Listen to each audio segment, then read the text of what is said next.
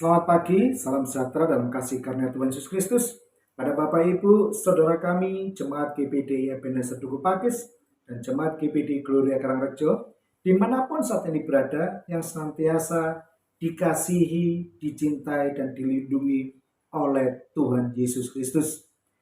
Kita bersyukur hari ini mujizat Tuhan dinyatakan kepada Bapak Ibu saudara kami.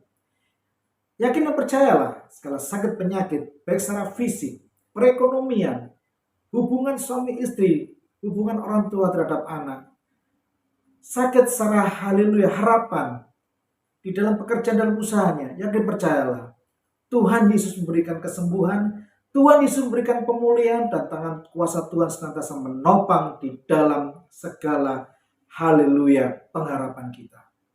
Yang berbeban dengan masalah, yang mengalami kecemasan, mengalami kekhawatiran, datanglah kepada Tuhan Yesus Kristus yang senantiasa menolong, menuntun, melindungi, dan menopang kita, menjadikan kita orang-orang lebih dari pemenang. Puji Tuhan.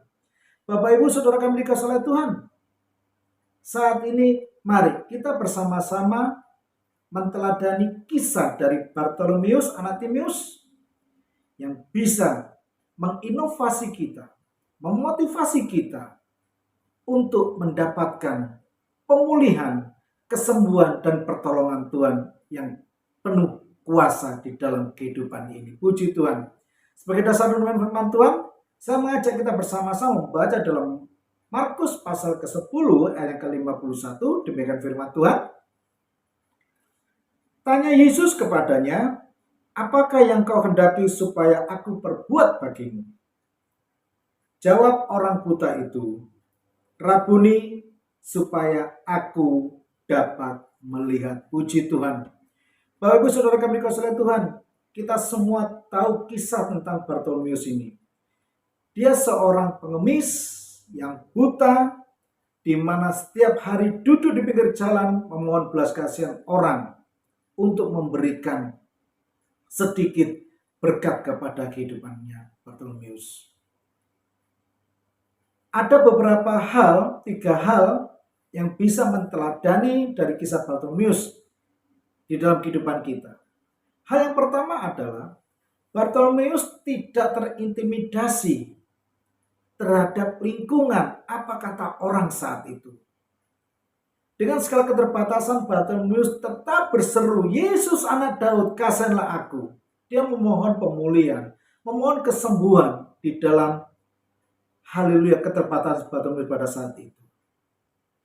Oleh karena itu, mari Bapak Ibu saudara kami kasihi Tuhan, saat ini apa yang Bapak Ibu saudara kami hadapi, baik yang sakit, yang dokter mengatakan tidak ada obat yang bisa menyembuhkan.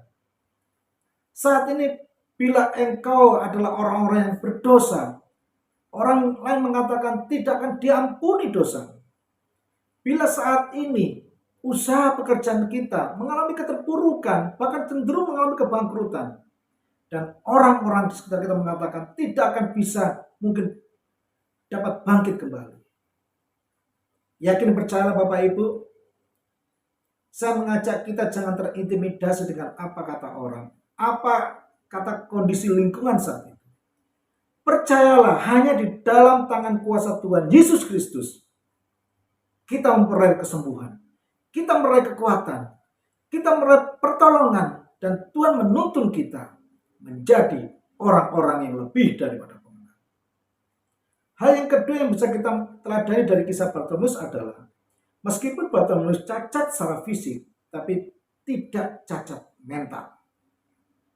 Oleh karena itu, apapun yang saat ini Bapak Ibu Saudara kami hadapi, kekurangan apapun dalam diri kita, kelemahan apapun dalam diri kita, janganlah membawa kita menjadi orang-orang yang mengasihi diri sendiri.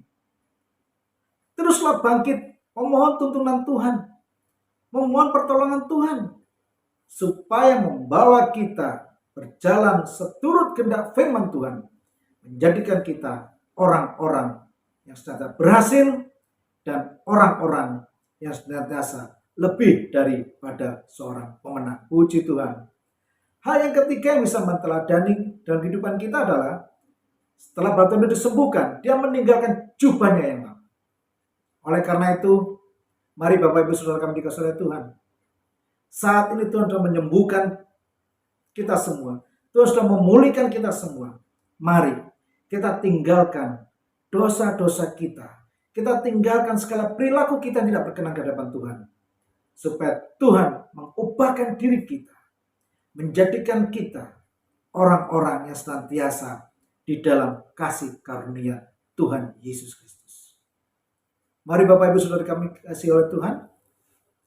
Berjalanlah seturut dengan firman Tuhan yang membawa kita menjadi orang-orang yang senantiasa berhasil di dalam kehidupan ini. Mari kita satukan hati kita berdoa minta tuntunan kuasa Tuhan. Terima kasih ya Tuhan atas kasih karunia-Mu. Kami bersyukur pada pagi hari Tuhan memberikan hikmat pada diri kami Bapa, supaya kami berjalan seturut dengan kehendak firman Tuhan. Tuhan, lindungilah kami, tuntunlah kami, tolonglah kami dengan kuasa Roh Kudus untuk kami dapat melakukan apa yang jadi kehendak firman Tuhan di dalam kehidupan kami. Kami percaya ya Tuhan, apapun yang kami kerjakan diberkati Tuhan dan dibuat dengan penuh keberhasilan dan kuasa Bapa. Tuhan Yesus, kami mohon dan kuasa Bapa, Bapa berkenan memulihkan, menyembuhkan buat saudara kami yang sakit, yang mengalami masalah, yang mengalami hal-hal keterpurukan, yang mengalami kecemasan dan kebimbangan. Kami percaya Tuhan, di dalam tangan kuasa-Mu, mereka akan Tuhan pulihkan, Tuhan sembuhkan, bahkan Tuhan menolong dari depan mereka, menjadikan mereka orang-orang lebih dari pemenang dalam iman pengharapannya Bapak. Terima kasih Bapak, terima kasih. Kami serahkan segala kehidupan kami dan kuasa-Mu, biar semua kehendak Tuhan yang jadi dalam iman pengharapan kami. Di dalam berkat nama Tuhan Yesus Kristus, kami ucap syukur dan berterima kasih. Haleluya. Amin. Selamat beraktivitas, terus berkati, melindungi dan menolong kita. Immanuel.